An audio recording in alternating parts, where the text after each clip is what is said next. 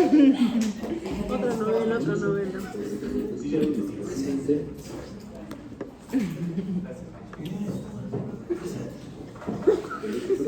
Y vemos un espacio de acá que está completo del esternón y la otra. Este espacio es el espacio aéreo retroesternal que sirve para identificar ciertas patologías que podemos ver más adelante. Ahora paso a hacer una tomografía de tórax con vista mías clínica contraste.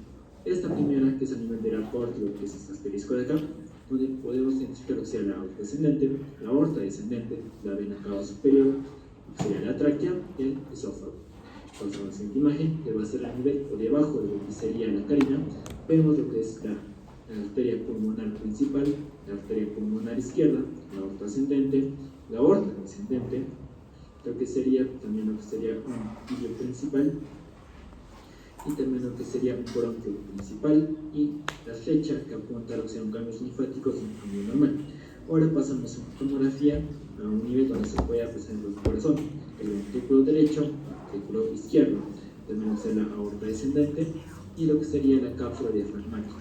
Y por último lo que sería el quinto STP, que va a ser el esófago. Vamos a tratar con las enfermedades miasténicas. Estas enfermedades se van a caracterizar por un ensanchamiento de lo que sería el mediastino. Además, que puede aplazar o estrechar ciertos cruces con el tráqueo. Pasando a estas dos imágenes que son placas de tórax, ambas posteriores anteriores, podemos ver primero que este ensanchamiento puede ser de manera focalizada o local, que es un tumor, donde podemos ver un ensanchamiento mediastino, o de una manera difusa, como puede ser en la hemorragia. Pasando a las enfermedades miasténicas también, vamos a ver que en este caso tenemos una radiografía de tórax, placas posteriores anteriores con masas miasténicas.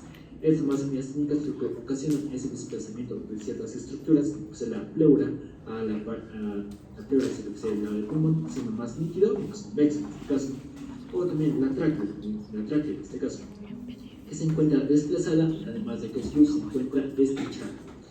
En esta imagen también podemos que la tráquea en este caso está medial, pero su luz está estrechada. Vamos en esas frontales del tórax, lo cual es comúnmente de notificación del derrame, lo cual nos va a indicar que está lo que se abre un derrame pleural simple de una entidad.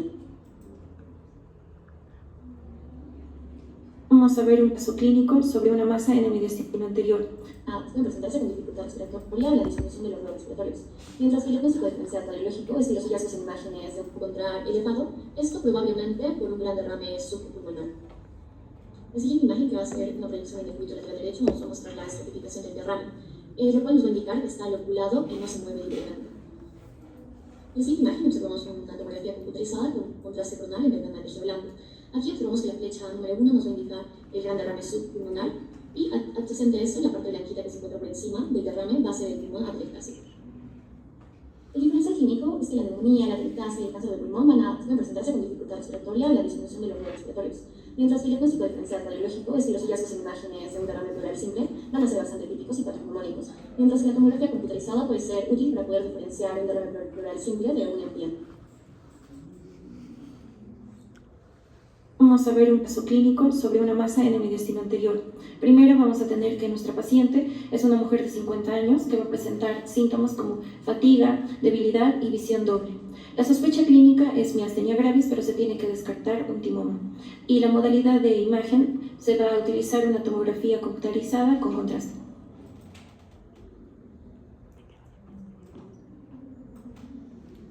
¿Qué signo clínico es este? Tosis. Tosis. Entonces, obviamente eso puede ser muchas causas, ¿no? Pero una de las causas puede ser un timoma. Obviamente, primero que decías placa, ¿no? Si la placa está limpia, tanto la B como lateral, probablemente el paciente no tenga nada. O sea, nada referido a esas cosas. Pero si encontramos que el mediastino está opaco, tendrías que pedir una tomografía. What's your name? Nicole. ¿Esa tomografía es con contraste o sin contraste? Sin contraste. ¿Qué veo? ¿Qué pienso? ¿Qué me pregunto? No, es con contraste. Bien, entonces, siempre que pregunte algo, recuerden, ¿ya? Agarran su nebulizador, se ponen en la nariz, respiran. Cuando se acabe me responden. Cuando se acabe, no rápido, ¿ya? rápido, metes la pata. Metes la pata. ¿Ok? Entonces, rápido metes la pata. Tiene que ser con calma. Siempre viendo la letra A. ¿Qué cosa es? Listo. ¿Qué color está? Medio blanco, ¿no? O sea, en probabilidad se habla de densidades. Entonces sería hipertenso. Lo hipertenso significa que tiene contraste. ¿De acuerdo? ¿En qué mediastino está esta masa? ¿En el anterior, en el medio o en el posterior? Anterior, porque el mediastino anterior es el que está por detrás del esternón. ¿Ok? Y según su libro, ¿qué masas pueden haber en el mediastino anterior?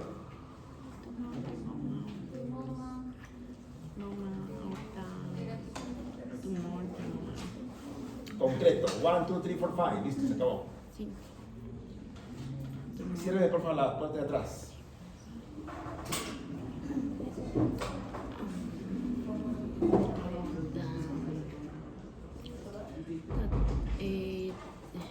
Son 4, doctor. Es el linfoma, la de la tiroides, el linfoma terrible y el teratoma. Perfecto. Obviamente, solo con esa imagen no puedo darme cuenta que es, ¿no? Necesito, obviamente, ver todo el caso, pero finalmente hay que ver, ¿no? Los linfomas que tienen, ganglios en todo lado, pero podrían tener solamente ahí. ¿Ya? Los teratomas que contienen, o sea, ahí encontraría calcigrasos, es el descartado. ¿Ya? Luego, si es tiroides, vendría desde el cuello. Si tendría que ver desde el cuello, decir la masa. Si la masa viene desde el cuello hacia abajo, podría ser de repente tiroides. Podría ser tiroides. Finalmente, pero en la mayor parte de casos, voy a tener que meter a este paciente una aguja. Una aguja de biopsia para finalmente decidir qué es esta masa. ¿Qué es esta masa? ¿Ok? Las imágenes, concretamente, el hallazgo radiológico es masa sólida en el mediastino anterior. Es el diagnóstico radiológico. O tumor sólido. Es un tumor, eso, con toda seguridad. Y dependerá de hallazgos clínicos para que yo piense más o menos a ver qué puede ser eso. ¿Ok? En este paciente que se le ha caído el párpado, ya que tiene una tosis, entonces el diagnóstico, una de las causas de tosis, ¿cuál es? Miastenia gravis. ¿Ok? Y la miastenia gravis se asocia ¿qué? A timomas. Entonces la cosa se va relacionando, ¿no? La cosa se va relacionando. Y la modalidad de imagen se va a utilizar una tomografía computarizada con contraste. Imagen A, que es una placa simple de tórax, vamos a observar como primer punto una protuberancia en el lado izquierdo. Estos van a borrar el borde cardíaco izquierdo. Como segundo punto se va a tener a la presencia del hilio izquierdo que va a ser visible a través de la masa. A este signo se le va a denominar como la sobreposición del hilio. Como tercer punto se va a observar a la aorta descendente que también es visible a través de la masa. Esto indica de que la lesión no ha sido dada en el mediastino posterior, sino ha sido dada en el mediastino anterior. Y como cuarto punto se va a observar la presencia de un derrame pleural, además de la presencia de un catéter en el hemisferio derecho. Imagen B es una placa simple de tórax de una vista lateral. Vamos a ver que como primer punto va a haber una opacidad en el espacio claro retroesternal, además de tener como segundo punto un derrame pleural izquierdo, que se va a demostrar por una opacidad en el hemidiafragma izquierdo, además del aumento de la opacidad de los cuerpos vertebrales, que normalmente tendrían que disminuir su opacidad inferiormente. Ahora, pregunta. ¿Esta opacidad en el espacio claro retroesternal podría ser un derrame o no?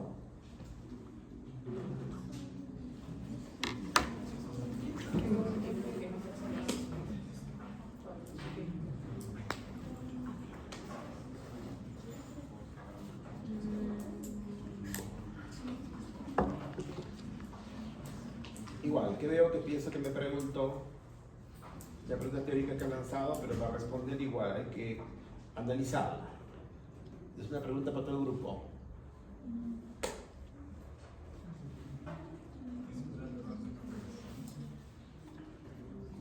¿Qué dice Nicole Arce?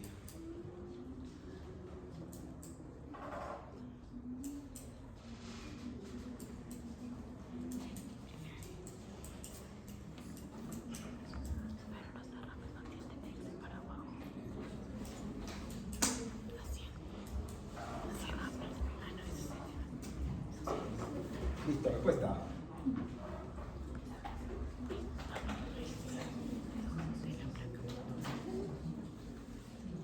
Una respuesta.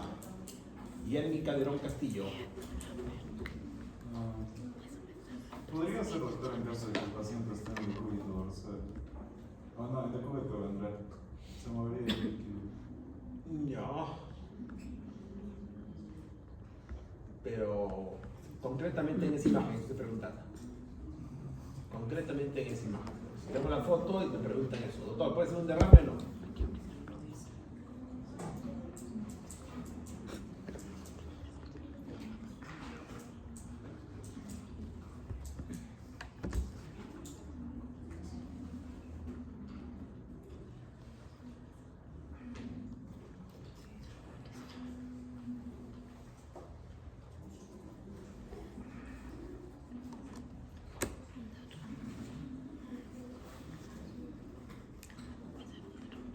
El derrame, ¿dónde se ubica? O sea, ¿cuál es su ubicación anatómica de los derrames? Está entre las pleuras, ¿no es cierto? Entre las pleuras. Entonces, aquí tengo una pleura visceral y una parietal. Entonces, si acá está la parietal y este es compacto, es casi imposible que un derrame se meta acá. Casi imposible, no se va a ocupar esto. Yo diría nunca por un derrame, porque este es un espacio real que no se puede rellenar. El líquido, ¿dónde se ubica? En un espacio virtual que se puede rellenar, o sea, en el espacio entre las pleuras. Y este no es un espacio virtual, es un espacio real. Ahí no se va a llenar jamás. Es como meterse en la columna, ¿no? El agua no se mete en la columna. Es imposible. Y está bien lo que tú has dicho, ¿no? Lo primero que tengo que ver cuando analizo un derrame es ver si esta placa es de un paciente que está parado o está echado o cómo está el paciente. ¿Cuál es la parte clave que ves para saber si este paciente está echado o está parado? La forma en la que se toma la radiografía. Pero en la placa, digamos, yo no sé cómo le han tomado, pero viendo esta placa yo tengo que ver una parte clave para ver si el paciente está echado o parado. ¿Cuál es esa parte clave que yo estoy viendo para yo te aseguro que ese paciente está parado?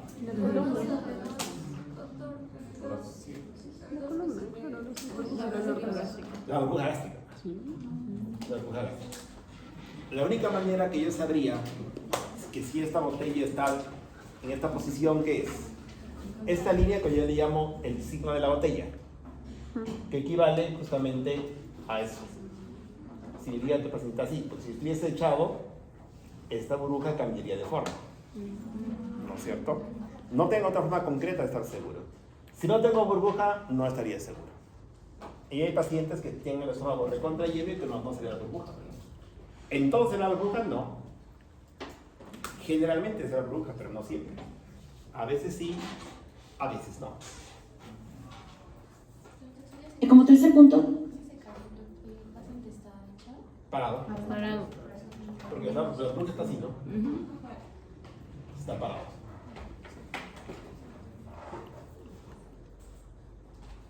se va a ver que solo hay un hemidiafragma. Este se considera de que es el hemidiafragma derecho, ya que si fuera el izquierdo tendría que verse la silueta, o que esté silueteado por el corazón, pero no se ve.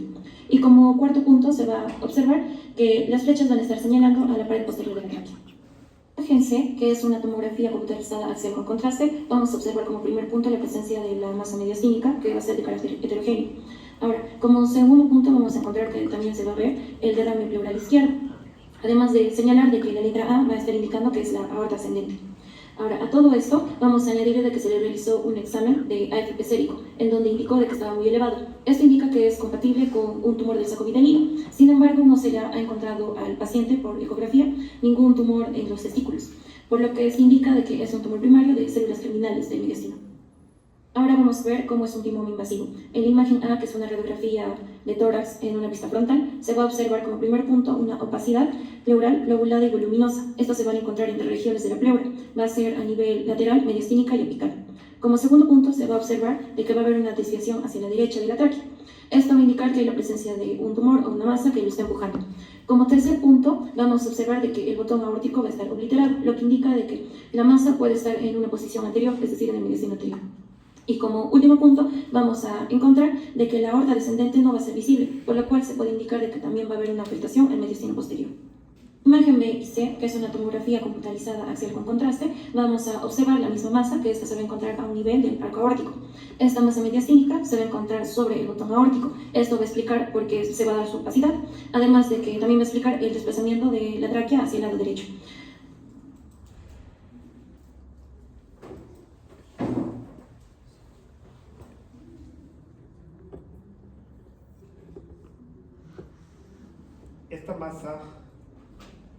Esta masa, ¿qué mediastino se está ocupando? Anterior, medio y posterior. Todo. Generalmente los timomas ocupan solamente el mediastino anterior. Los tumores que ocupan tanto el anterior como el medio son los linfomas. Y los que ocupan el mediastino posterior son tumores neurogénicos. No. En la realidad casi nunca hay un timoma que te ocupe todos los tres espacios. Generalmente están metidos acá arriba, ¿no? Acá arriba, o sea, en el mediastino anterior. ¿Ok? Entonces, ¿cuál es tu nombre? Nicole. Y yo te digo que esta masa no es de mediastino, sino es de pulmón. Es de pulmón. ¿Cómo me rebatirías si yo te digo que esta masa no es de mediastino, sino de pulmón?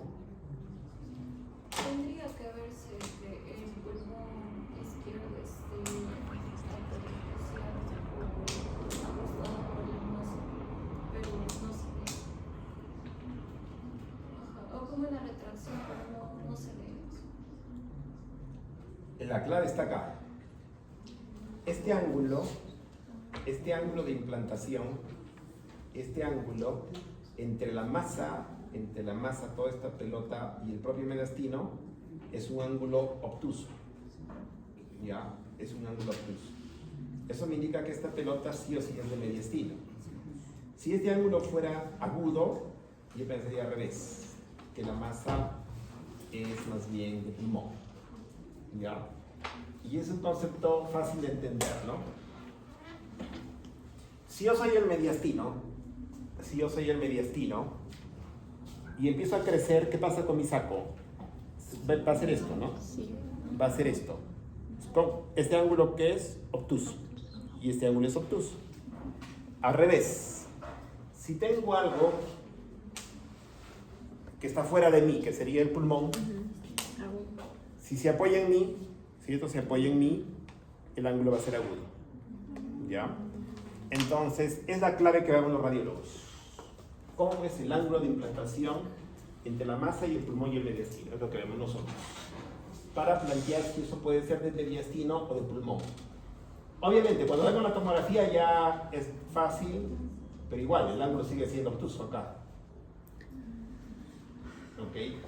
Entonces ya la cosa cambia y es muy fácil, ¿no? Además de que también va a explicar el desplazamiento de la tráquea hacia el lado derecho. Vamos a ver cómo es un timoma. En la imagen A, que es una radiografía de tórax en una vista frontal, se va a observar una protuberancia que va a ser convexa y redondeada en el mediastino derecho, además de la presencia de marcas vasculares pulmonares que van a ser visibles a través de la lesión. Otra cosa importante es que también se va a ver el hilo pulmonar derecho a través de la lesión. Esto nos va a dar una idea de que puede estar ubicado en el mediastino anterior o en el mediastino posterior. Esto va a ser aclarado gracias a la segunda imagen, que va a ser la imagen B, en donde se va a observar y se va a confirmar de que sí está precisamente en el mediastino anterior. Pensé que es una tomografía computarizada coronar, se va a observar de que precisamente está la protuberancia de esta masa y esta va a estar colindando alrededor de la aorta ascendente. Y en la segunda imagen, que es la imagen D, que también es una tomografía computarizada axial, se va a observar la misma presencia de esta masa. El evidencia clínico te indica de que las masas anteriormente mencionadas van a ser encontradas de una manera incidental. Esto se debe a que van a presentar síntomas inespecíficos como dolor torácico, disnea o tos. Ahora, ¿en qué caso sí se podría encontrar cuando es una compresión de vías aéreas superiores que el paciente va a empezar a sentir otros síntomas?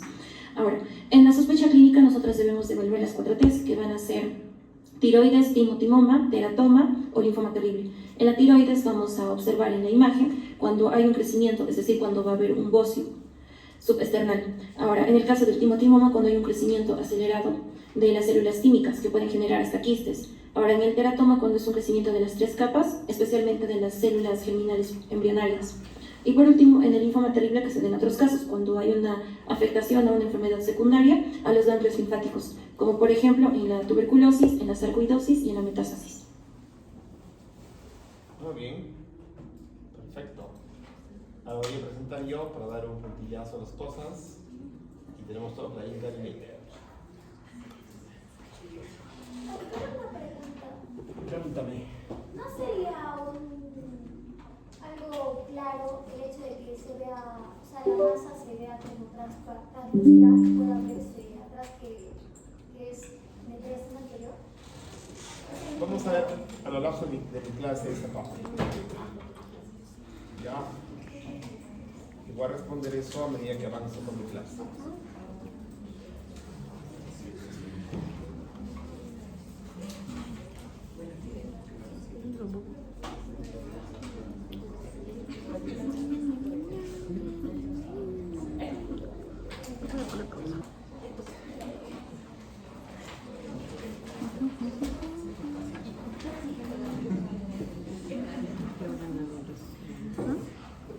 Listo, entonces, lo primero que tenemos que entender, hemos estado viendo que primero hemos visto el pulmón, ¿no es cierto? Hemos visto que el pulmón tiene lo que se llama el lobulillo pulmonar secundario, que los alumnos tienen que estudiar bien, que es el lobulillo. Uno, porque tienen que saber, y dos, porque me gusta preguntar en el examen cosas del lobulillo. ¿Ya? Cuando el lobulillo se enferma, aparecen 2 grandes patrones, o hasta 3. Uno, el consolidado alveolar. ¿Ya? El consolidado alveolar. ¿Okay? 2, aparece el patrón intersticial.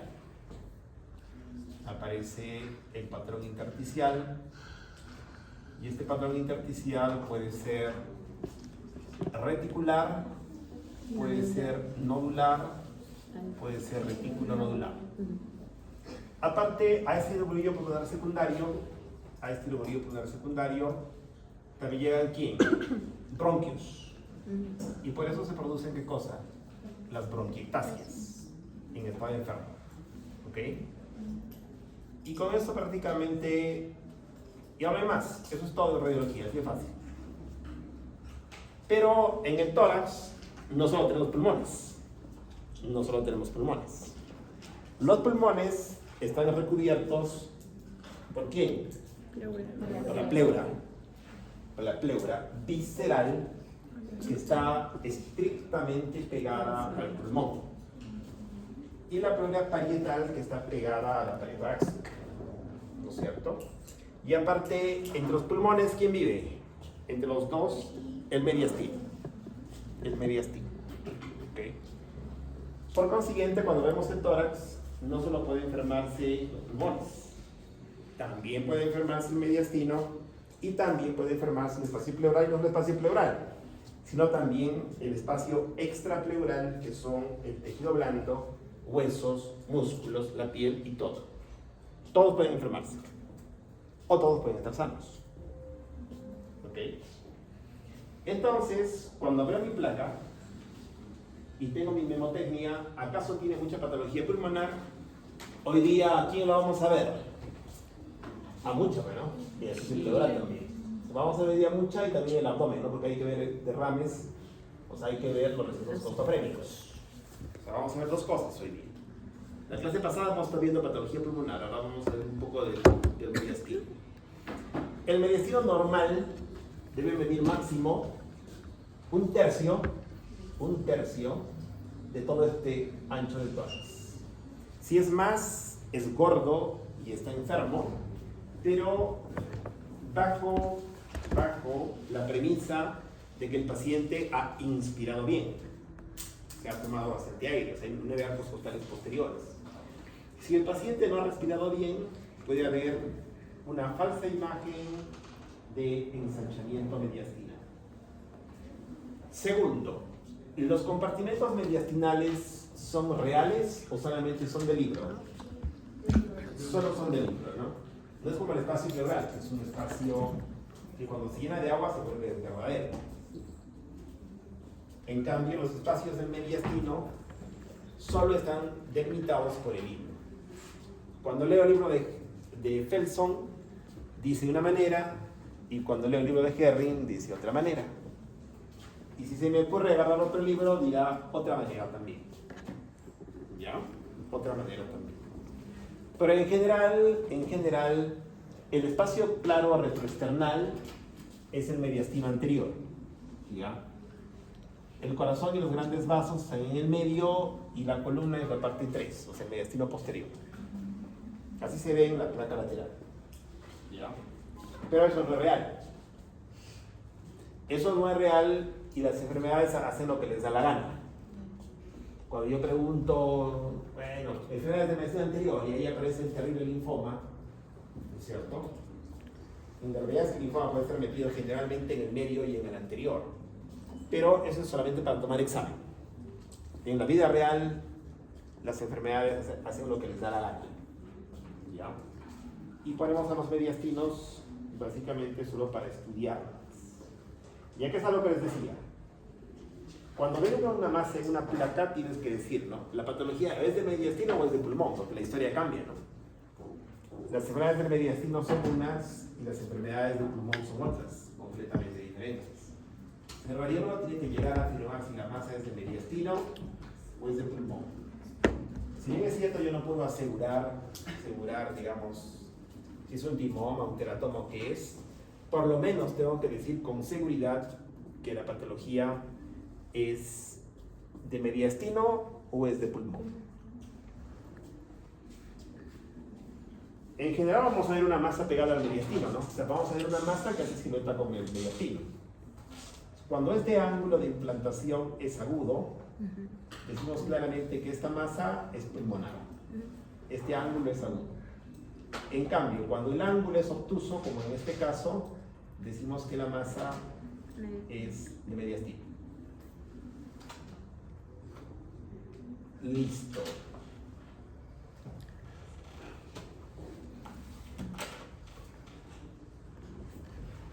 Nicole Arce.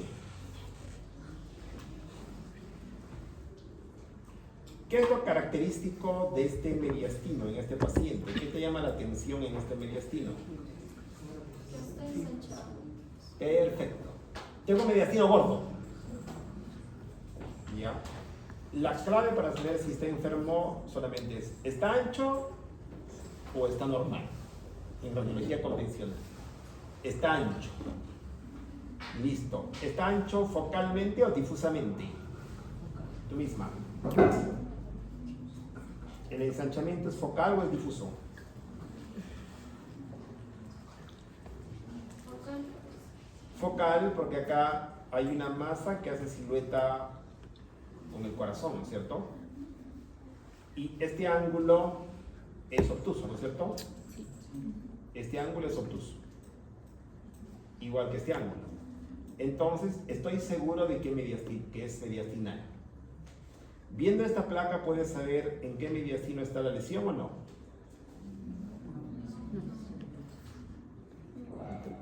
¿Qué necesitas saber para saber en qué mediastino está esa masa? Se requiere una placa lateral. Obligado. Una placa lateral. Hasta ahí sé que es mediastino. Nada más. Ya. Con la placa lateral voy a saber si es mediastino anterior, medio, posterior. Ya. Y solo voy a saber que es una masa mediastinal. Y luego, ¿qué estudio le voy a pedir al paciente para saber más o menos qué lesión es? Una biopsia. ¿Ya? Antes de la biopsia.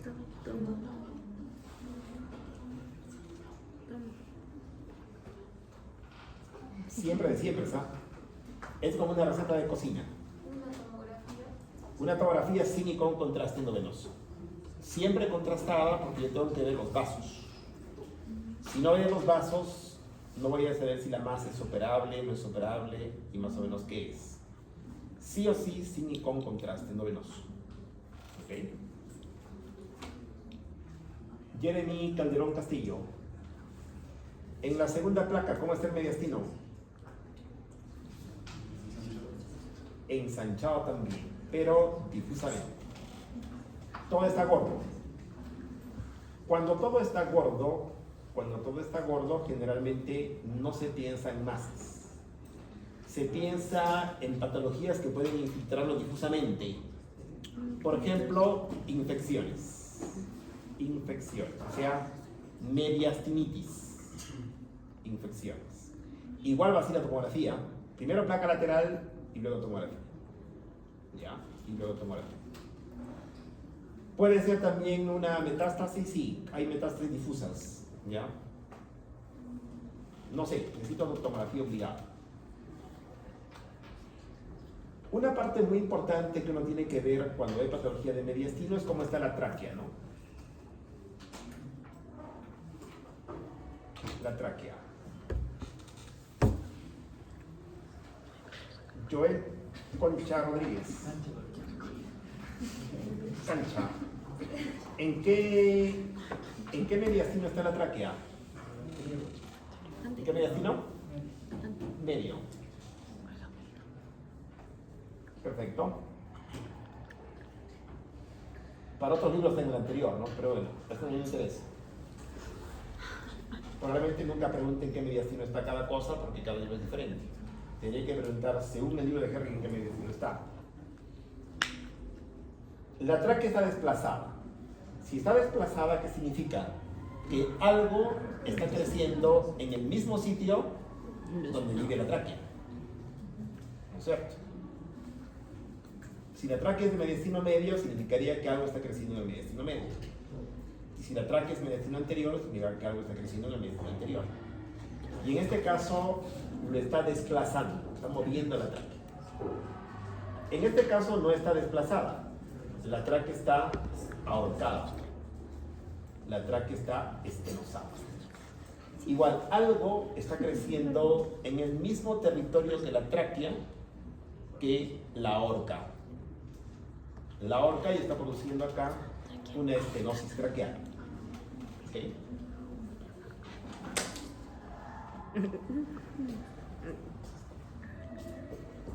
Entonces, uno de los puntos clave cuando yo evalúo patología de mediastino, uno es que sí o sí requiere una placa lateral y dos es que sí o sí tengo que leer la tráquea. Tengo que responderme, ¿no? Cuando leo una placa que veo, ¿qué me pregunto? ¿Qué pienso? Estoy siempre preguntando y respondiendo cosas. ¿Okay? La tráquea o puede estar ensanchada, desplazada, ensanchada no, ahorcada, o sea, estrechada o desplazada. No tengo otra posibilidad. Bien. Cuando veo mi placa lateral, acá, ¿qué tengo? ¿Qué patrón radiológico será este? Más, circulito. Abraham Chalco.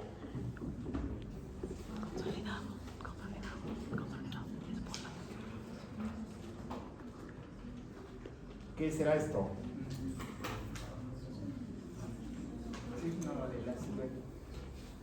Sí, pero cuando no es un patrón radiológico, sino de la silueta, ¿no? Sí. ¿Esto qué será?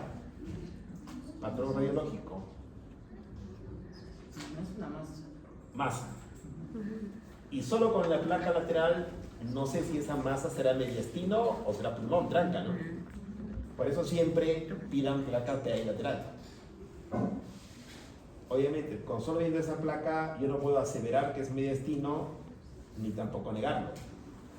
Puede ser mediastino pulmón. Tendría que ver mi placa PA más para estar seguro que es mediastino. ¿Ya? Y esta masa sí o sí necesita evaluación con tomografía, ¿no? Porque yo tengo que ver en qué mediastino está para luego hacer algún procedimiento. Hay un procedimiento que se llama, por ejemplo, mediastinoscopía, que hay que entrar al mediastino para tomar una muestra de ese mediastino y saber qué es esa masa.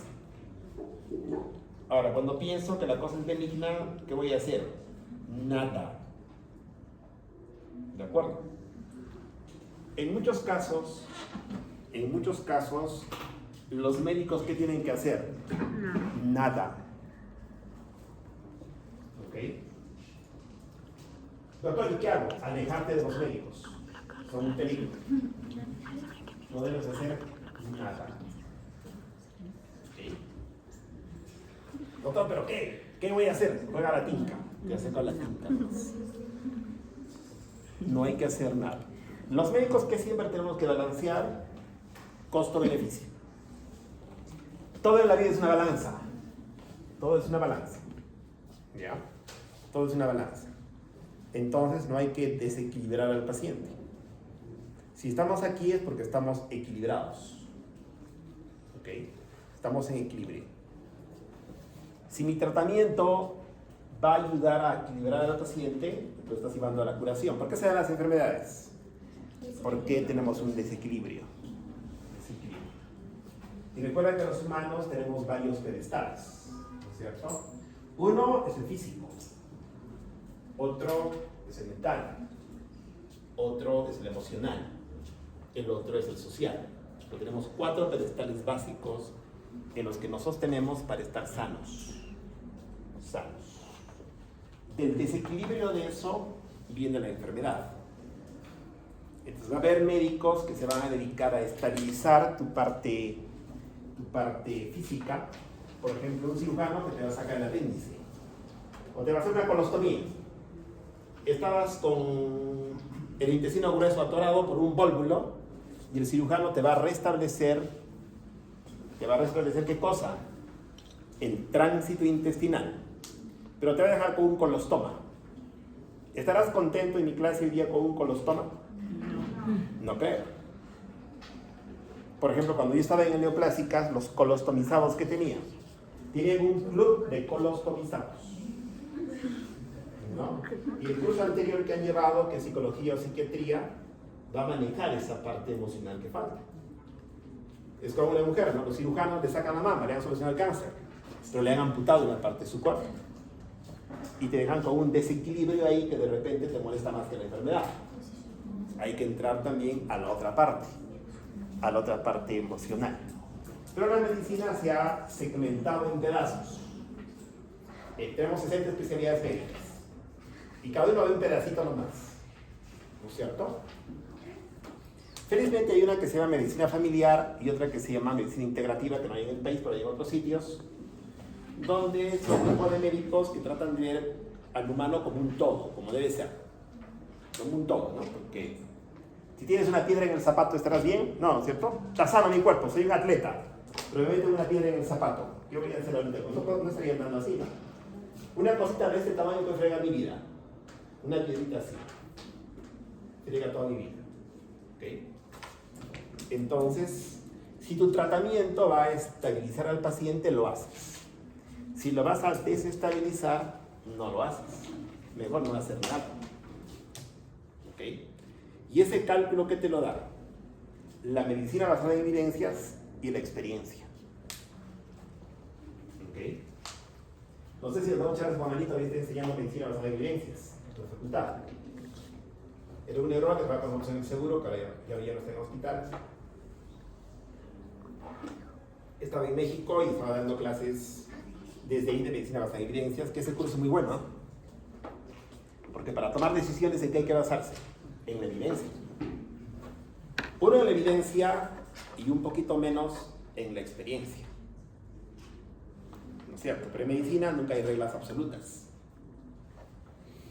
Pero todas estas cosas de imágenes y todo eso me lleva a tomar mejores decisiones. Justo entre el hacer y el no hacer.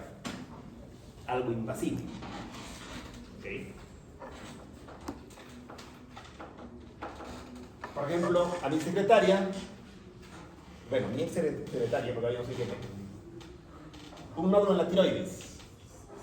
Y no sé por qué el médico del personal le había dicho que se opere ese nódulo. Pero yo lo he examinado hace 5 años. Hace 5 años el nódulo tenía 5 milímetros. Hoy día sigue teniendo 5 milímetros. Y le dicen que se opere. Y yo digo, solo un loco tendría que opinar eso, ¿no? Si tengo un nódulo que hace 5 años no me molesta, no me hace nada, excepto que no he encontrado lo que le llaman los incidentalomas. Si yo los examino a toditos ustedes y les paso el cuy en el cuello, les voy a encontrar a 5 nódulos en la tiroides. Si les paso a todos tomografía, voy a encontrar en 2 algún nódulo pulmonar, pero que no tiene importancia. Y solamente lo voy a juzgar como viendo el pasado, o sea, la historia de la placa. ¿Cuál es el mejor amigo del radiólogo? La placa previa.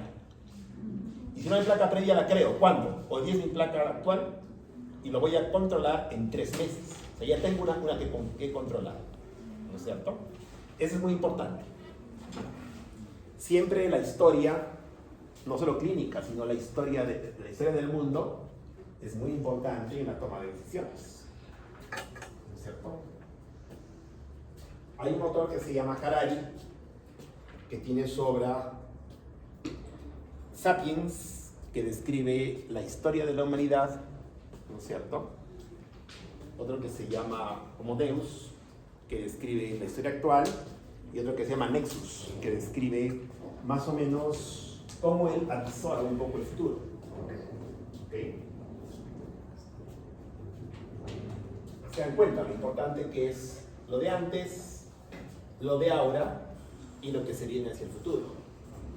Si yo pudiese saber un poco del futuro, obviamente podría tomar mejores decisiones.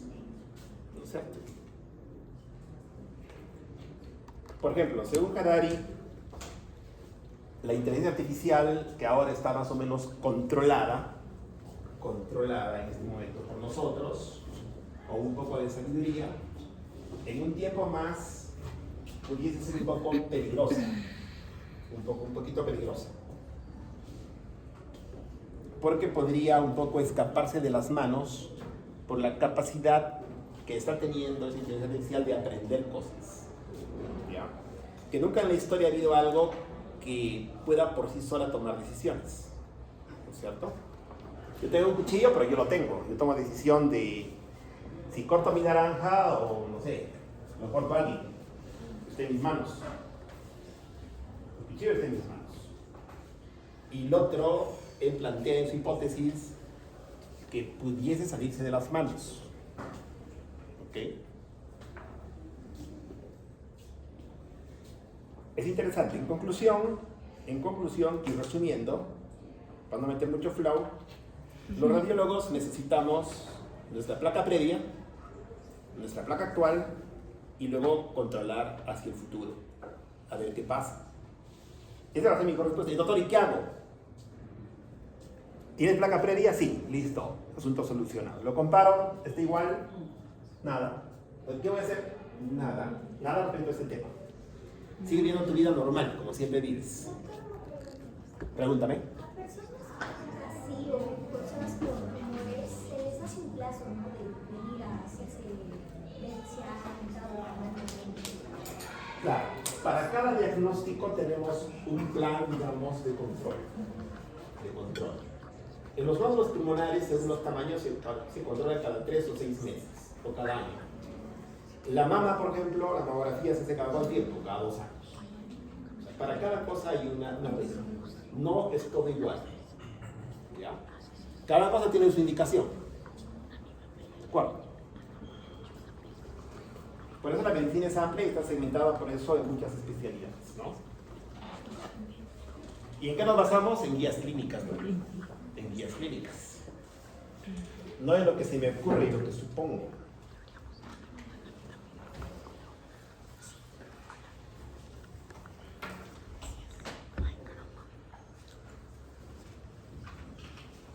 Cayó el XP.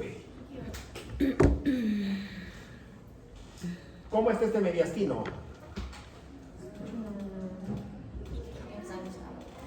Ensanchado, pero característicamente este ensanchamiento, ¿qué característica tiene principalmente?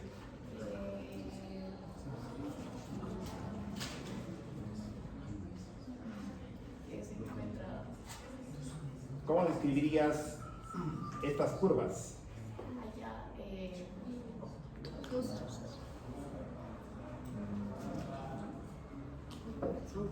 Lobulado. Lobulado, de lóbulo. Característicamente es lobulado. Entonces, ¿qué supongo? Que están creciendo varias bolas, que en medicina se traduce como nódulos o masas. Yo pido mi estudio contrastado. ¿Y a qué corresponde? ¿Qué corresponderían estos nódulos según lo que has estudiado en el mediastino medio?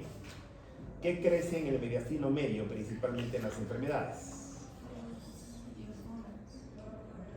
Los linfomas, perfecto. ¿Pero qué serían estos? La letra N. Y justamente en el TNM de los cánceres hay uno que es la N, ¿no? ¿La N qué significa? Linfonodos. Linfonodos, o sea, ganglios. O sea, linfadenopatías o adenomegalias. Los radiólogos le pueden llamar linfonodos, le pueden llamar adenopatías o adenomegalias. ¿Ok? Si un alumno del sexto ciclo peruano del sexto ciclo de medicina tiene estos nódulos en el mediastino, ¿qué pensarías? Camine Rosa. Si es una neoplasia, No seas mala. Si es un estudiante, pensaría primero en tuberculosis. He dicho, ¿quiénes tienen tuberculosis? Los que no estudian nada, vagos, ya, borrachos y estudiantes de medicina. Ya. Pero también si es joven, como segunda posibilidad, neoplasia. ¿Y cuál sería la neoplasia clásica según el libro? ¿Cuál sería la neoplasia que puede tener este paciente joven?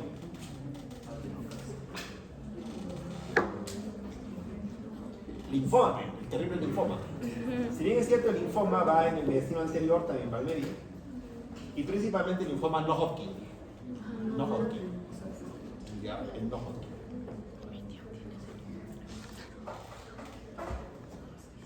Si encuentras estos ganglios en el paciente, tienes estos ganglios en tu paciente, ¿qué harías para tratar de diagnosticarlo?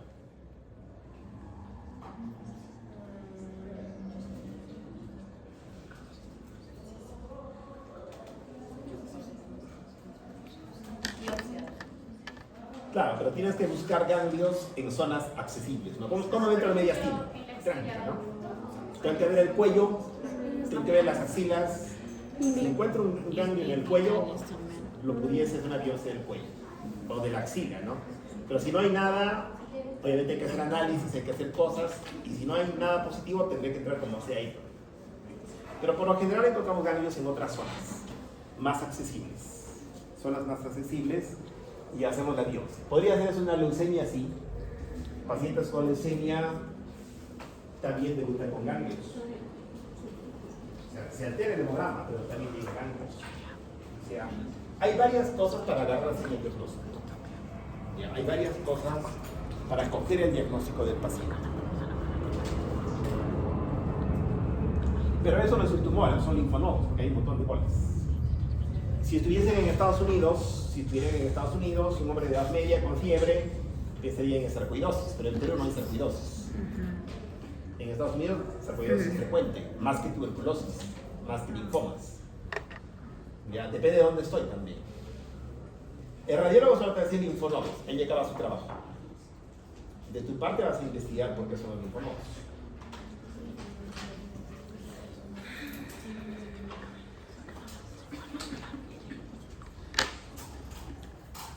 Jonathan Farfán Abao.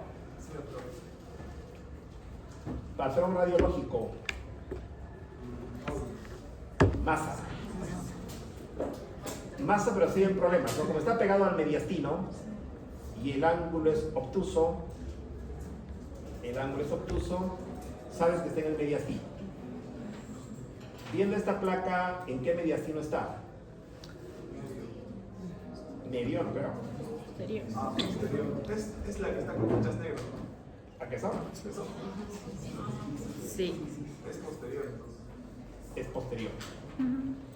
Y si yo empiezo a analizar, empiezo a ver las vértebras, me voy a dar cuenta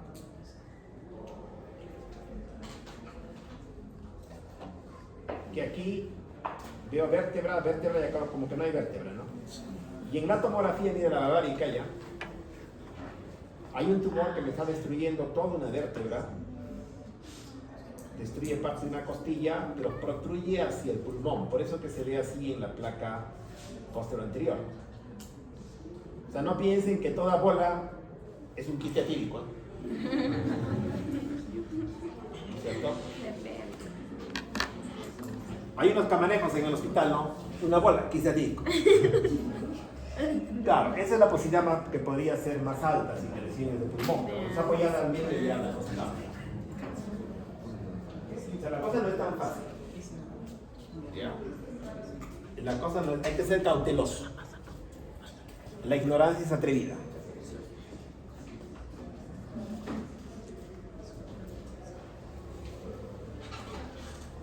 Sí, sí necesito tomo. Incluso necesito resonancia para ver qué cosa. El daño, si podría haber daño en la médula. Acá hay destrucción del canal raquídeo, no hay daño en la médula. La médula espinal solo puede verse con resonancia magnética con precisión.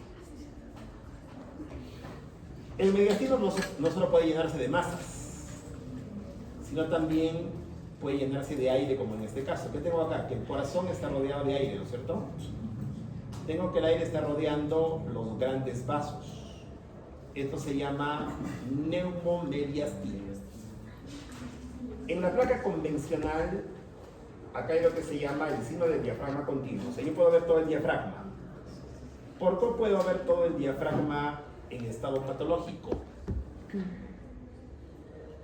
Vania Gavio. ¿Por qué puedo ver todo el diafragma?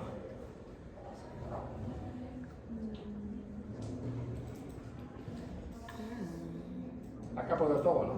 Sí. Lo que normalmente no se ve así, ¿no? Se llama signo del diafragma continuo. ¿Por qué se ve eso?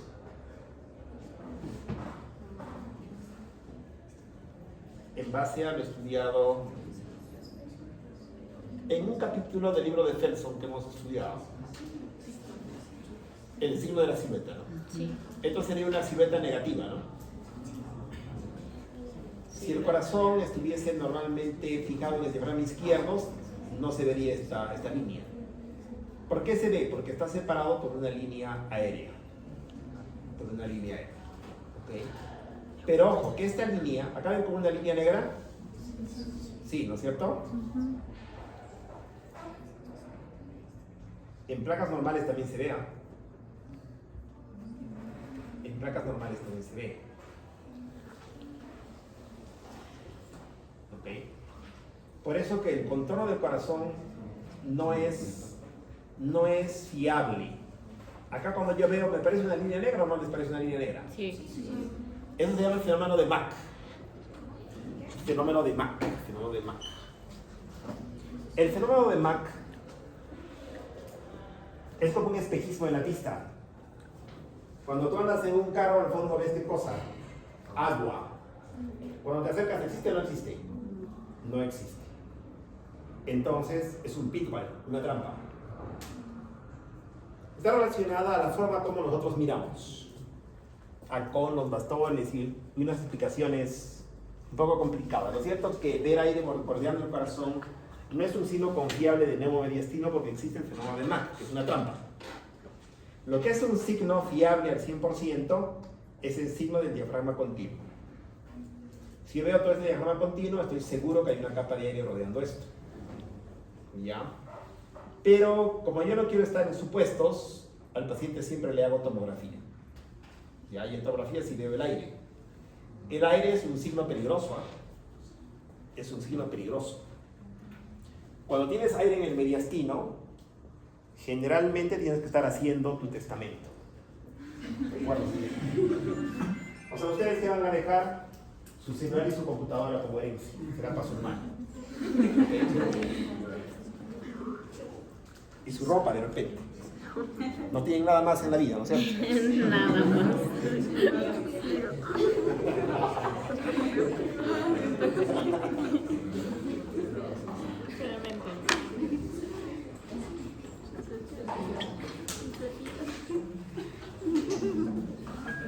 Nada más útil.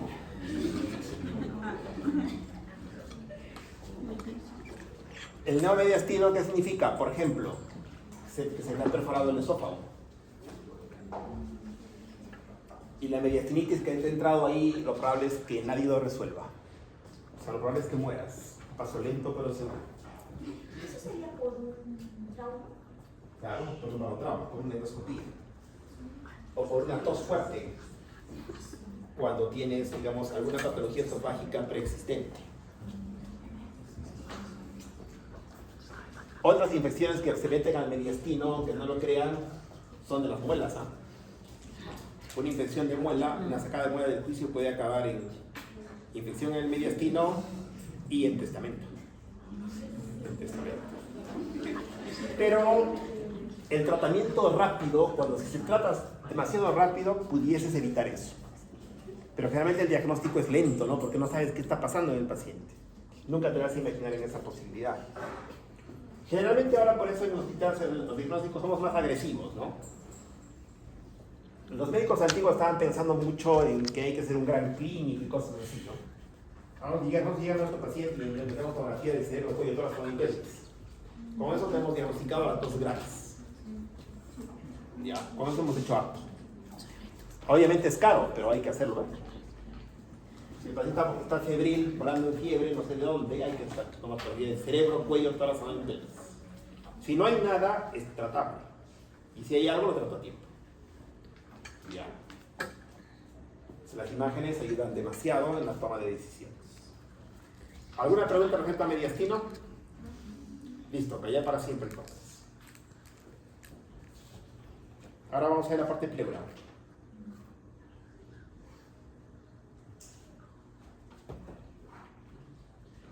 Pleura, el espacio pleural y extrapleural.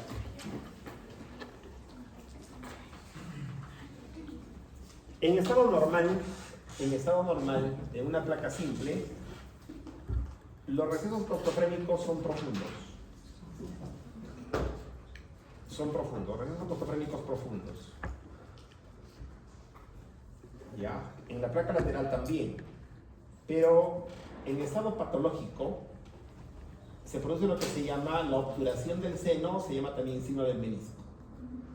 Ya, que se ve en la placa PA y en la placa lateral. ¿Cuál es más sensible? La placa lateral, ¿cierto? Igual acá tengo el signo del menisco, o sea, radiopacidad homogénea con signo del menisco, y también aquí radiopacidad homogénea con signo del menisco. Con eso tengo el diagnóstico hecho de derrame pleural. Casi seguro, pero a veces cuando es pequeño, como en este caso, puede ser cicatriz. O sea, no necesariamente siempre el menisco va a significar un derrame. Puede ser solamente cicatriz. ¿Ya? En estado normal, les digo, el receso es profundo.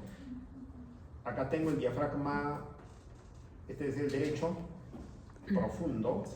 El izquierdo también profundo. El izquierdo es el que se pierde con el corazón, ¿cierto? El paciente está normal, está sano. En cambio, en este caso que tengo, que el seno está obturado. No debería acá el seno, está obturado. Y acá tengo que el lado izquierdo, el ramo izquierdo, está parcialmente borrado con signo del menisco. La placa lateral es más sensible, ¿no? Solamente teóricamente con 75 se puede ver un derrame en placa lateral. Y con 175 se puede ver en una placa PA.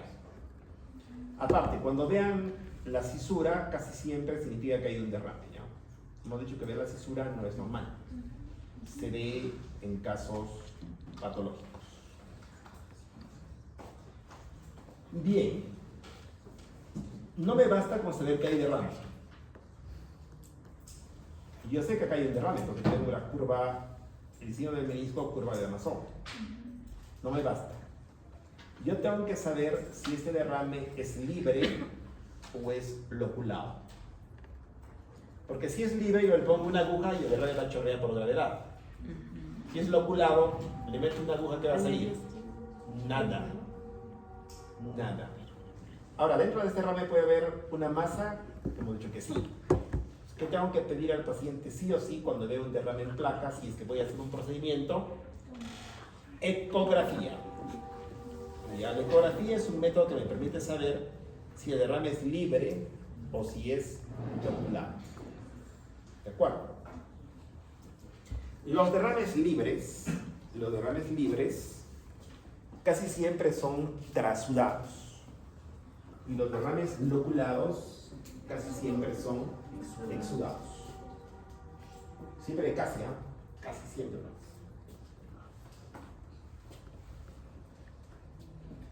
Ahora, los derrames también pueden ser loculados, ¿no? En este caso acá tengo un derrame que no hace caso a la gravedad, ¿no? Es la parte anterior y acá está la espalda del paciente. El derrame debería estar hasta acá nomás, pero en este caso está pegado hasta acá, incluso esta parte está colgada del techo. ¿Por qué? Porque está loculado. O sea, no es un derrame libre que siga la gravedad, está pegoteado arriba. Y los derrames loculados, como he dicho, no son exudados, que pueden ser sangre también, o sea, hematomas, empiemas. ¿Okay? Un derrame libre se ve bien por eco, pero ya un loculado, para los loculados, cuando el radiólogo sospecha un loculado por eco, hay que hacer tomografía generalmente, para estar seguro de lo que estoy viendo. ¿Ya? Acá sí, ¿no?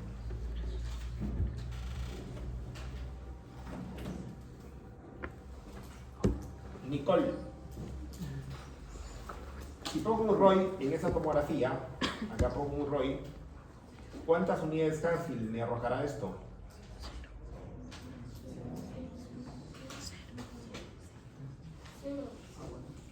De 0 a 20. De 0 a 20. ¿Qué cosa? Unidades. Unidades Hansfield. ¿Ok? Muy bien, de 0 a 20. Y este es un derrame libre, ¿no? Porque está haciendo caso a la gravedad. Hace caso a la gravedad. ¿Ok? Para cuantificar un derrame es mejor la ecografía. ¿Ya?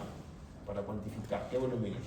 Pero igual, nosotros también tenemos reglas para cuantificar los derrames, los radiólogos.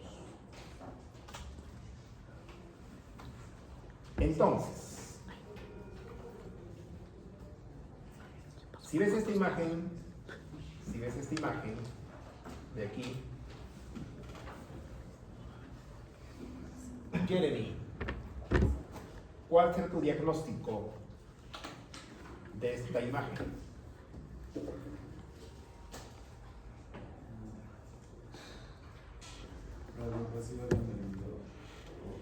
Perfecto. O también puede ser masa. Pero, ¿será una masa pulmonar o será una masa extrapulmonar? Extrapulmonar, ¿no? Los ángulos son obtusos, o sea, esta es una masa extrapulmonar. Si es extrapulmonar hay dos posibilidades. O es del espacio pleural o es extrapleural. ¿Ya? Si es pleural, ¿qué sería? Un derrame loculado. Si es extrapleural, ¿qué puede ser? Por ejemplo, un hematoma por una fractura de costilla. La imagen va a ser igual en radiografía. Pero cuando tienes una masa, la palabra masa, prácticamente masa es igual a tomografía. Sea masa pleural, sea masa mediastinal o masa pulmonar, vas a acabar haciendo qué cosa en el paciente. Una tomografía siempre sin y con contraste novedoso. ¿Okay? Tú mismo, te digo que esta masa tiene 8 unidades Hansfield. ¿Qué es entonces eso? Un derrame loculado. Te digo que tiene 50 unidades Hansfield. Un tumor de pleuro, un mesotelioma. Un mesotelioma, por ejemplo. ¿Ok? Entonces, la medición de unidades Hansfield es muy importante. Y obviamente la opinión de un experto, o sea, de un radiólogo que está acostumbrado a ver estas cosas. ¿Ya? tranca esto, ¿no? ¿Será un tumor o será un derrame? Entonces, para eso estamos nosotros, ¿no? Para definir el caso. Con que tú sepas que es una masa y hayas pedido tomografía sin contraste, has hecho harto por tu paciente. Ya. Hay casos fáciles, casos no tan fáciles y casos complicados. Cuando hay casos complicados, ¿qué se hace? Una junta médica. Y de repente pregunta al doctor, desesperadamente, doctor, ¿y qué tengo? Yo no sé. Le preguntas, estamos evaluando su caso en una junta médica que será presentada el día de mañana. Hoy día a las 12. Llega el día de mañana, no tienes diagnóstico, pero ¿qué estamos haciendo? Seguimos evaluando su caso. Pero con educación y calma. Ya, el paciente quiere saber rápido qué tiene.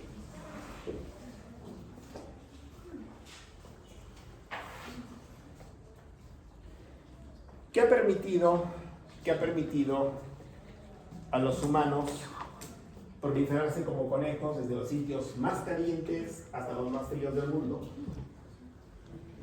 ¿Cuáles han sido las cosas más importantes que nos han permitido la proliferación y el crecimiento enorme?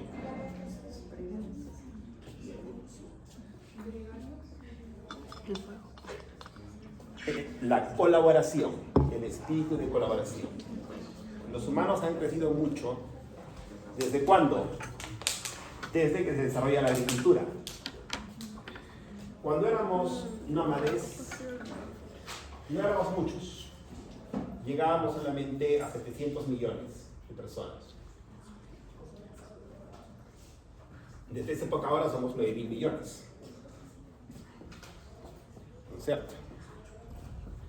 La colaboración, igual los médicos, que les va a permitir avanzar en estos diagnósticos, casos complicados, la colaboración, un trabajo interdisciplinario entre varios grupos de médicos, radiólogos, cirujanos, clínicos, lo que va a permitir, ¿ya? Lo que va a permitir, ¿no es cierto?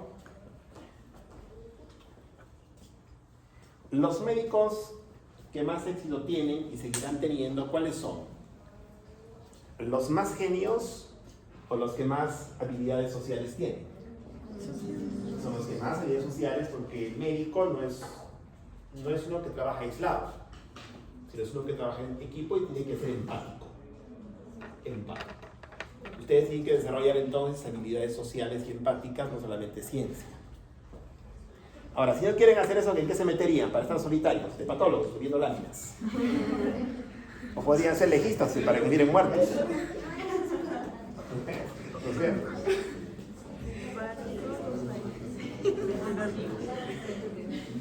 También solos, ¿quiénes podrían estar solos? Los psiquiatras también, ¿no? ¿Qué tiene? Siento que en la mañana estoy chiquitito y cuando anochece crecí, soy de ese tamaño. Eso te empieza a narrar el paciente al psiquiatra. O sea, cosas raras. Y el psiquiatra tiene que escuchar y escuchar y esperar y seguir escuchando más y más. Y luego su tratamiento RP, sertralina, escitalopram, clonazepam, risperidona, ¿cierto?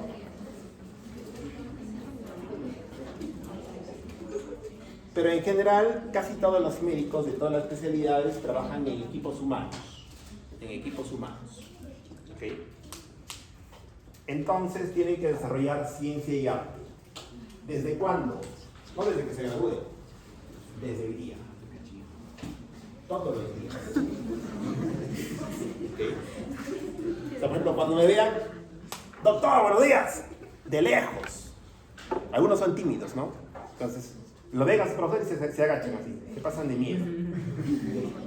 Pierdes su oportunidad de oro. Porque en un momento clave, cuando yo seleccione, por ejemplo, digamos, soy un jurado de seleccionar gente para meter médicos al seguro, de repente no seleccione al más genio, sino al que más veces me ha saludado. ¿Cierto? Sí. Porque considero que es una habilidad importante en un médico. Recordemos que gran cantidad del conocimiento, cada día más que pasa, los pacientes cada día saben más, y también ustedes van a ser muy ayudados por aparatos, ¿no es cierto? Los aparatos me van a acercar mucho al diagnóstico médico, o sea, la tecnología, ¿no? La tecnología de laboratorio, en imágenes, en inteligencia artificial y en todo, nos va a ayudar muchísimo. El diagnóstico va a estar más a tu mano. Entonces, lo que más tienes que desarrollar es habilidades blandas. Habilidades blandas. ¿Ok? Eso es vital. Tienen que ser, como dicen los cusqueños, lacras. Habladores. De repente en flor.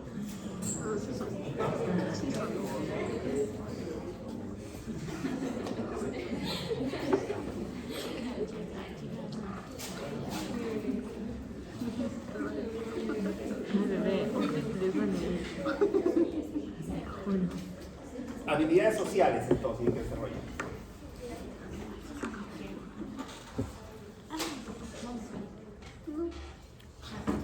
Entonces, estos casos son trancas, ¿no? Porque esto podría ser una masa tranquilamente un tumor, sí, de pleura, es un derrame, sí, y tengo que obviamente tener mi informe tomográfico.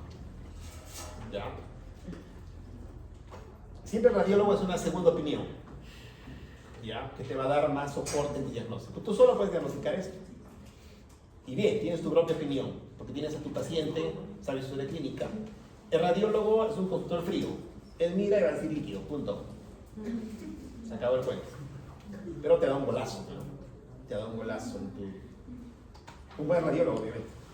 Sería un derrame normalmente por la gravedad que haría, pero en este caso estaría... Loculado. En este caso es un derrame loculado. Ya, las pleuras se pegan. ¿Cuándo generalmente? Cuando hay pus o hay sangre. ¿No? Pus. Los empielos. Los empielos pueden ser loculados. Y también cuando hay sangre en las pleuras se pegotea. Recuerden, la sangre ¿qué contiene? Proteínas. En cambio, los trasudados no. Los trasudados ¿qué son? Son como la orina, ¿no es cierto? No tienen proteínas, son casi pura agua. Esos no te van a producir esto. ¿Ya? Bien, ¿qué tengo acá? Jeremy Calderón. ¿Qué factor radiológico es la letra A? Masa. La letra C. Masa. Letra B. ¿Y por qué en la placa lateral han cambiado de forma?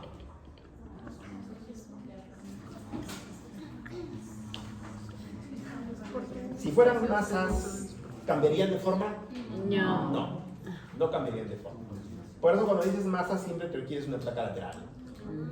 Si en la placa lateral te demuestro que estas masas han cambiado de forma, se han vuelto fusiformes y coincidentemente las fisuras se pueden ver. Entonces puedo afirmar que este es un derrame cisural. Derrame cisural, derrame de la cisura. ¿Y a quién da derrame cisural?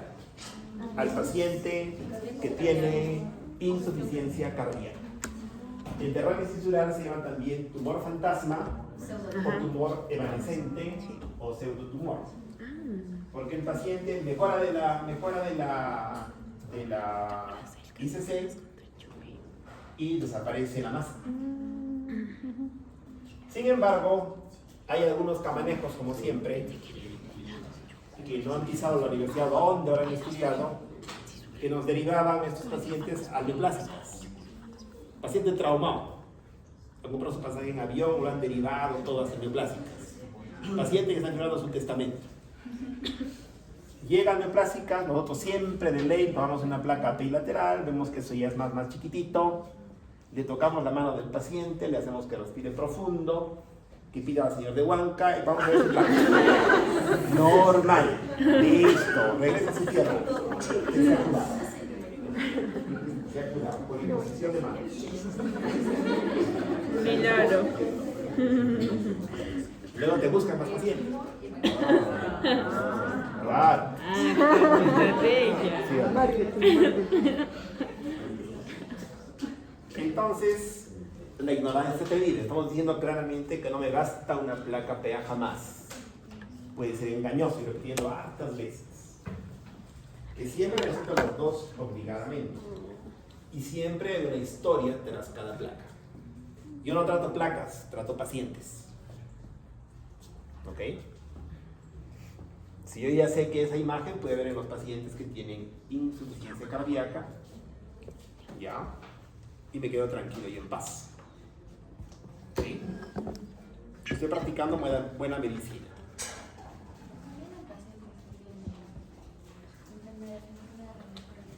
También pueden hacer. Todo paciente que implique acumulación de líquidos, pacientes con lupus, pacientes nefrópatas, pacientes con hepatopatías, pero de todos esos los más frecuentes son los cardíacos. ¿Ya? Hay cosas así, ¿no? Cosas trampas. Trampas. Bien. No todos los derrames tienen el signo del menisco. ¿Ya? Hay también lo que se llaman los derrames subpulmonares. ¿Ok? Subpulmonares.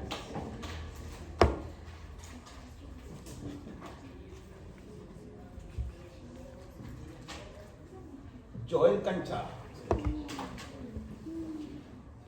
En esta placa que hay en acaso,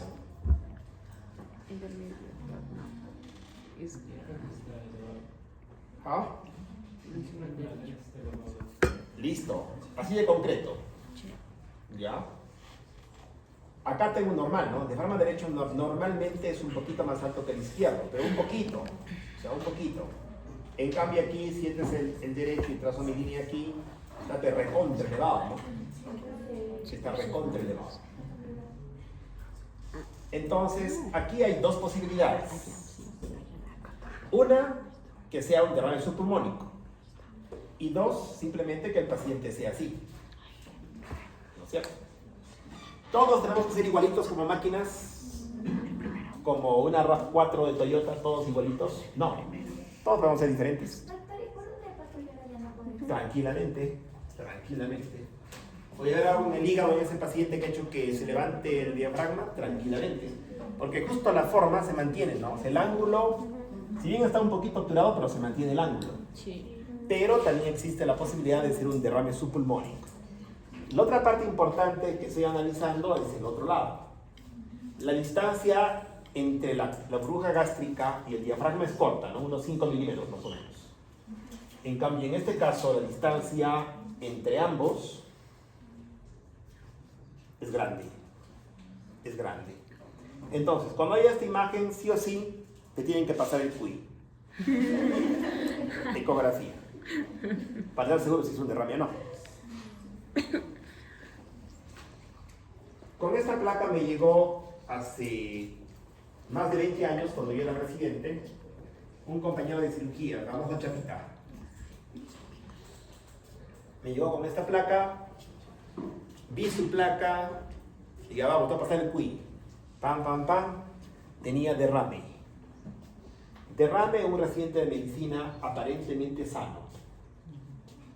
Obviamente él me dijo, seguro ya estoy herido. ¿Qué sabía que él tenía? Tuberculosis pleural. Y justo estaba rotando tórax. Obviamente fue a que le hagan una biopsia de pleura. Cuando sacas el líquido casi siempre sale negativo, no es positiva para TV. Sacar el líquido no es rentable, hay que biopsiar la pleura. Su diagnóstico fue tuberculosis, lo botaron 15 días a su casa y luego volvió al hospital a seguir trabajando feliz y contento porque esta no es tan contagiosa y el paciente generalmente está estable. Siempre y cuando se trate, ¿no? Porque si lo dejas, avanza, se complica el paciente. Pero para suerte de él, se cruzó con las personas clave en su camino. ¿No es cierto? O sea, conmigo. ¿Cierto? son cosas que ayudan en tu camino, ¿no? Siempre te ponen alguien en tu camino que te va a ayudar. Siempre y cuando te portes bien y estés para las clases, estudies. Si no, va a haber obstáculos en tu camino. ¿Ok? ¿Cierto? Eso se llama la ley del karma y dharma. Karma y dharma. ¿Ok? Algunos casados le dicen a su esposa, no, tú eres mi karma y también mi dharma. Dharma. ¿Qué es dharma? Dharma es el que te facilita la vida. ¿Ya? El que te hace sencillo el camino. Y el karma es una cruz. Una cruz. ¿Ya? Entonces yo voy a hacer su karma y su dharma. ¿Ok?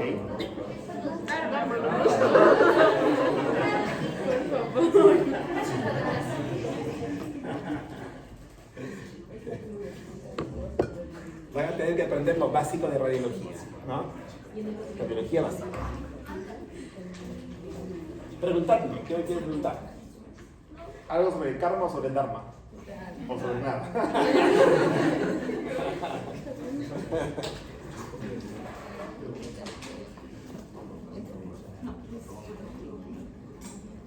Los que les gustan las cosas que tienen que hacer, médicos integrativos, ¿ah? Tienen que irse a Colombia, es la especialidad de integrativo. ¿Ya? 3 años metidos en la residencia. Cuando vuelvan a hablar del karma, del dharma, vean las manos y usen coca y esas cosas para tratar a sus pacientes. Que también ha habido muchos pacientes. Muchos pacientes. Yo he visto en neoplásicas pacientes que no quieren terapia normal, pacientes con cáncer de ovario, por ejemplo. Tenía una paciente que estábamos siguiendo en el hospital. Ella no quiso recibir terapia convencional. Su cáncer era avanzado, era un caso tardío. ¿Ya? Tenía solo 35 años. ¿Ya? Y decidió optar por una terapia alternativa. La terapia alternativa lo que hizo es mejorar muchísimo su inmunidad y hasta en el INE estaba evita y coleando. En todo resulta, no necesariamente, pero en caso de ella resultó muy bien. Entonces, para todos hay en esta vida. Todos pueden resolver problemas. ¿Los problemas se resuelven de una sola manera? No. Muchos caminos a la ropa. ¿Sí o no? Exacto. ¿Ok? Cada uno tiene su manera personal de aprender. ¿No? Pero lo que hace aprender más que cosas son las emociones, ¿no? Cuando te preguntan qué has almorzado ayer, no te acuerdas. Pero cuando te preguntan, ustedes no todavía, ¿no? A mí, por ejemplo, ¿qué has comido cuando te casaste? Me casé hace 25 años, pero me acuerdo. ¿Por qué? Porque me dijo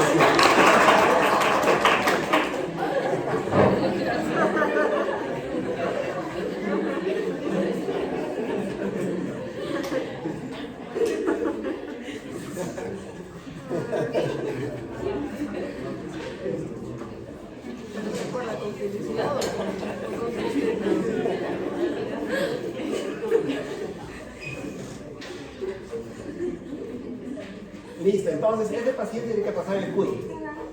Tiene que hacer una ecografía. ¿Dónde? En Avenida Los Incas 827.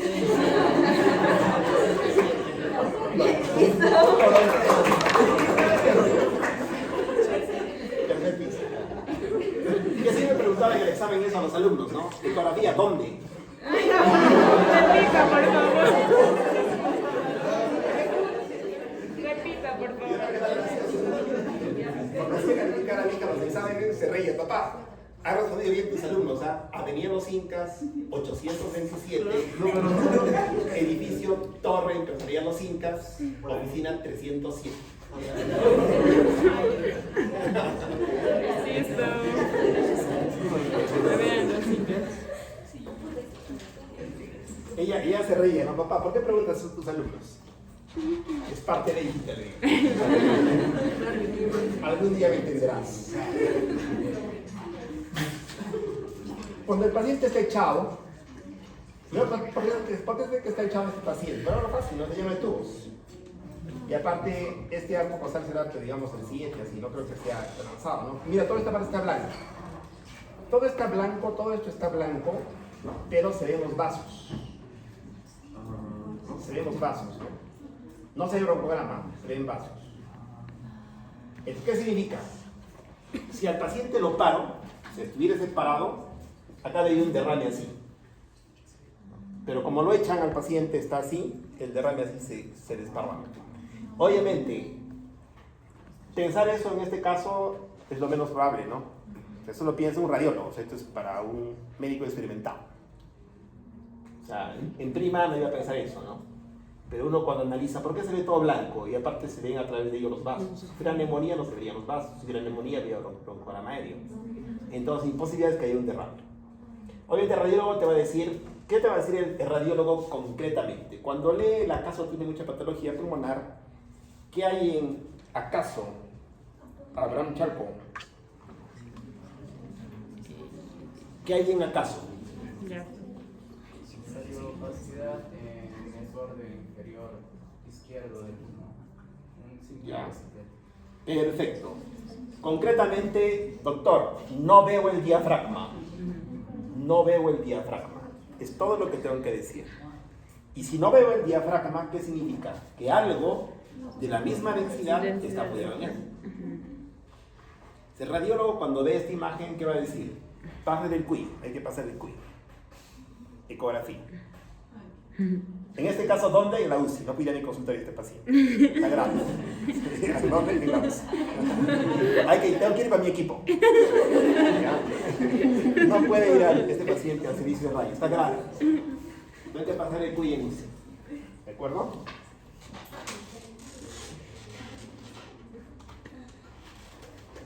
No solamente el espacio pleural se puede llenar de agua, también se puede llenar de aire, ¿no es cierto? Acá tengo la pleura visceral, acá tengo la pleura parietal. Entre las pleuras se acumula aire. ¿Y ese aire qué va a producir sobre el pulmón? Colapso. Que se llama colapso, se llama atelectasia pasiva o por compresión. ¿Cuál es el tratamiento? Un tubo de toracocentesis, pero con una trampa al vacío. Obligado. Si no, mi paciente se va a morir. Entonces, yo tengo que ver rápidamente los signos de neumotórax en una placa. En tomografía es muy fácil de ver, ¿no? Muy fácil de ver. Obviamente, en tomografía, toda esta parte negra, ¿qué cosa es? Aire. Que bien se ve la pleura visceral, una belleza. La pleura parietal no la veo porque está muy pegada, obviamente, a la pared. Tengo un neumotórax. Un neumotórax. En este caso, ¿qué tengo? Toda una zona negra sin trama vascular. No veo trama. Todo negro. Y acá tengo la pleura. ¿Qué pleura es esta? La pleura visceral. ¿No es cierto? Cuando veo mucha, el mediastino que tengo, que todo el corazón, ¿dónde está? Desplazado hacia este lado. Y en el libro habla de la regla de los 2, que dice que cuando hay más de 2 centímetros entre este espacio y este, ya hay mucho aire, ¿no? Más la lógica, este paciente está mal. Clínicamente está grave. ¿Cómo está el diafragma? Derecho. Descendido. En mi técnica de lectura, diafragma que tengo, diafragma derecho descendido. Eso es en abdomen. ¿Acaso? ¿Entiende qué hay? Nada. En mediastino ¿qué hay? Desplazamiento hacia la izquierda. En patología pulmonar vería un hemitórax derecho sin vasos. Negro. Diagnóstico, neumotórax de tensión, tratamiento, toracocentesis de emergencia. ¿Ok? ¿Cuándo van a volver ustedes a ver un neumotórax? ¿En cuántas semanas desde hoy?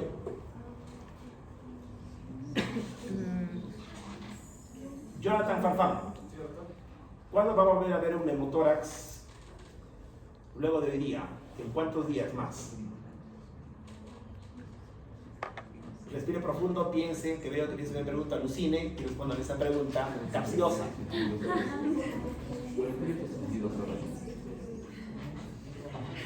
No, digamos que hoy ha visto un neumotórax. Mi pregunta es, ¿en cuántos días más va a volver a ver otro caso similar a este?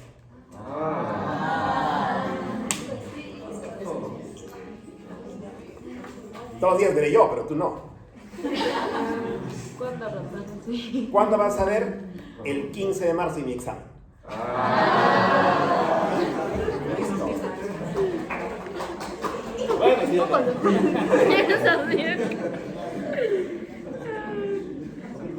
o sea, ya tienen una cita. El examen creo que es el 15 de marzo, ¿cierto? Sí. El 15 de marzo. Ya tienen una fija entonces. Una de cuánto. Me tienen que decir si va a tomar 22 preguntas o 20, ¿ah? Eso he dicho que la delegada interrogue a la gente. Si tomo 22 preguntas, ya no tomo recuperación al final, los alumnos pueden sacar un promedio enorme, ¿no? Enorme, altísimo. Si tomo recuperación, solo tomo 20 preguntas por aporte. Y el otro grupo ya me contestó ya. 22. En la recuperación jalo siempre a todos, porque como yo puedo tomar, mi examen puede ser muy fácil, regularón o difícil. En recuperación siempre tomo muy difícil, o sea, casi por las puras. Para cumplir nomás si es que me presionan, ¿no? La norma dice, si puedes tomar así. Pero ahora por eso quiero un interrogatorio y un pacto de caballeros. A ver si cumple.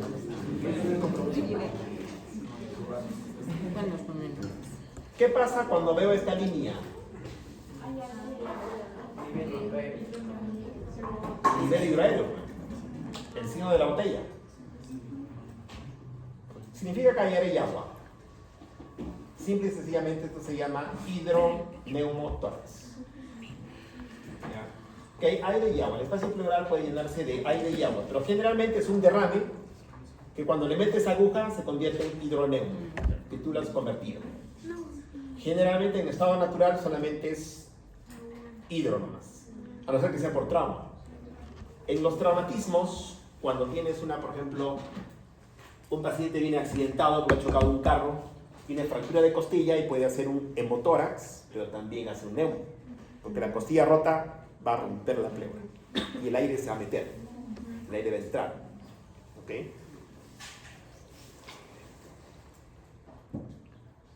Uno que ha aprobado radiología y se va a aprobar, o ha aprobado, no sé, el sexto ciclo de medicina y se va a festejar Palacio del Folclore a las 3 de la mañana en Grau. Lo probable es que salga con un hidroneumotórax o no. ¿No es cierto? Se deben cualquier cosa en su casa. En cualquier cosa deben en su casa.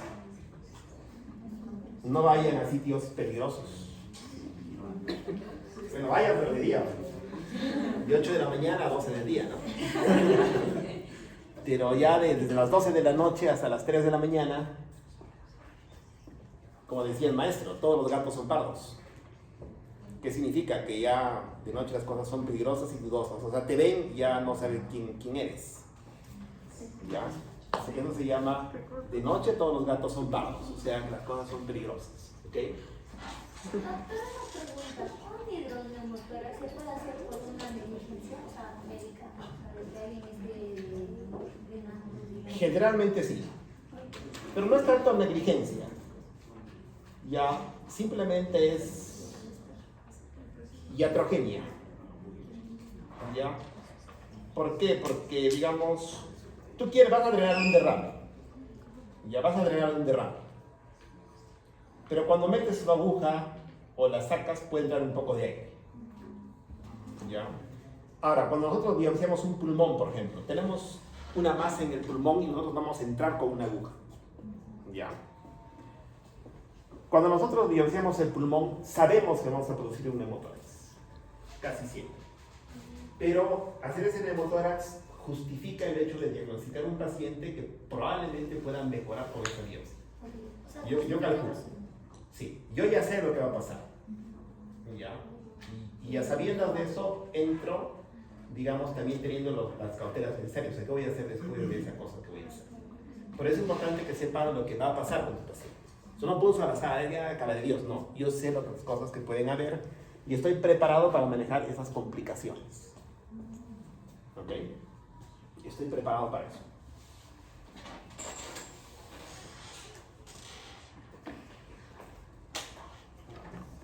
Cuando uno ve una masa igual que la anterior, esto puede ser un derrame subpulmónico, ¿no?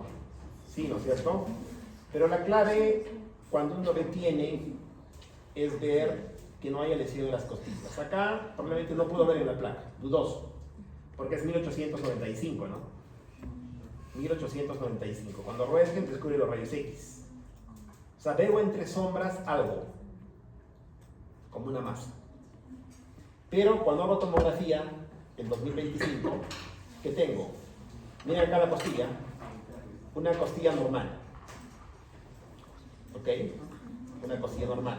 Pero en este caso, ¿cómo es la costilla? Erosionada.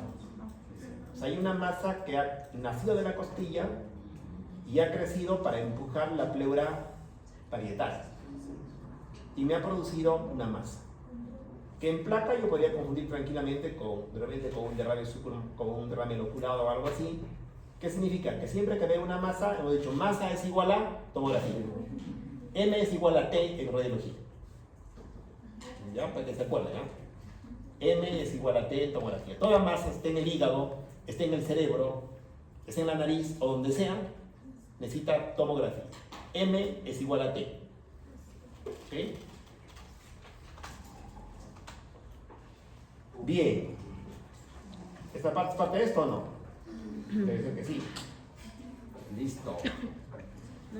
En el pulmón, hablando un poco de pulmones, seguramente pulmones también, no solamente hay consolidados alveolares, no solamente patología de intersticial, también pueden crecer cavidades. No sé por qué, pero quiste significa agua, ¿no es cierto?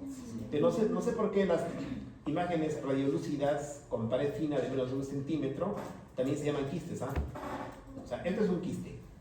Imagen radiolúcida con pared fina de menos de 1 centímetro, se llama quiste. Lo mismo, imagen radiolúcida, pero más de 1 centímetro, se llama bula. Se llama bula. Y pueden aparecer en el pulmón. ¿Ya? En el pulmón. Pueden ser secuela de diferentes enfermedades. Pueden ser congénitas también. Se llaman bulas. Las bulas se pueden complicar con neumotórax, sí. ¿Ya? De una bula puede surgir un neumotórax. ¿Ok? Y hay que saber diferenciar una bula de un neumotórax. El neumotórax es así. La bula es redonda. La bula es redonda. ¿Ok? Ahora, una cavidad es como una bula, pero siempre y cuando la pared mida más de 3 milímetros. La tuberculosis, por ejemplo, ¿qué produce? Cavitaciones. La cavitación es una imagen radiolúcida, pero que tiene una pared que mide 3 milímetros o más. Eso se llama cavidad. La cavidad es otro patrón radiológico. ¿Quién cavita? Las infecciones. ¿Quién cavita? Los tumores. Los tumores. ¿Ok? Cuando yo veo esta cavidad, ¿qué tengo? Esta cavidad tiene 15 milímetros de espesor. Cuando las cavidades miden entre 3 y 5 milímetros de espesor, son casi siempre benignas. Cuando miden entre 5 y 15, es un dudoso. Cuando miden más de 15 milímetros de espesor, generalmente, como he dicho en medicina, ¿no? Casi siempre son malas. Pues el otro día tuvimos un paciente así. Como yo había sido residente del Hospital Neoplásicas, cuando veo esta masa que tiene contornos así espiculados y encima hay como pequeñas ondulaciones y esto mide más de 15, pienso que esto pues maligno, NM. Ya pienso que esto es cáncer. Pero eso es casi siempre. Para suerte del paciente que hemos visto hace como 15 días y que ha apostado y he perdido, ¿cuál ha sido el diagnóstico del paciente? Felizmente ha sido una micosis. No fue aspergilosis, fue otro tipo de micosis, pero el aspergiloma sería una buena posibilidad. La aspergilosis invasiva da esta imagen. Pero se parece al cáncer. Por eso que para el diagnóstico se ha hecho un lavado broncoalveolar, porque la lesión estaba pegada al bronquio. Se ha hecho eso. Porque solo la imagen me da diagnóstico, hemos dicho que no. La imagen me da alta sospecha. Pero la confirmación es con una prueba que yo pueda tomar una muestra. ¿No es cierto? La radiología es sensible, o sea, me dice ya. Por eso que el radiólogo no va a decir que se llama NN. El radiólogo va a decir masa cavitada de contornos espiculados. Se sugiere broncoscopía o se sugiere lavado broncoalveolar. ¿Ya? No debe irse de lengua. Imagínense, les el informe, ¿no? Cáncer de pulmón. Con tu cuchillo, ¡pum! Hay algunos que no toman las cosas con calma. El mundo se les viene encima. Y luego el diagnóstico, ¿qué era? En ese caso, micosis. Podría ser también tuberculosis. Si bien es cierto, la cavitación entera tiene pared más delgada, eso es lo general. Pero siempre hay las excepciones. Y tú puedes ser la excepción. En buena hora que no es tumor, felicidad para todos. ¿Ya? Entonces, el radiólogo generalmente se va a cuidar de hablar mucho. Como les dije, ¿no? Más vale ser dueño de tu silencio que esclavo de tus palabras. El radiólogo es cauteloso. Pero también pudiese proponer varios diagnósticos. También un buen radiólogo te propone, ¿no? A considerar tumor versus infección. Listo, está planteando dos cosas. Solicito, sugiero broncoscopía. Y me quedo más tranquilo. Estoy proponiendo dos cosas importantes que pueden ser estas imágenes.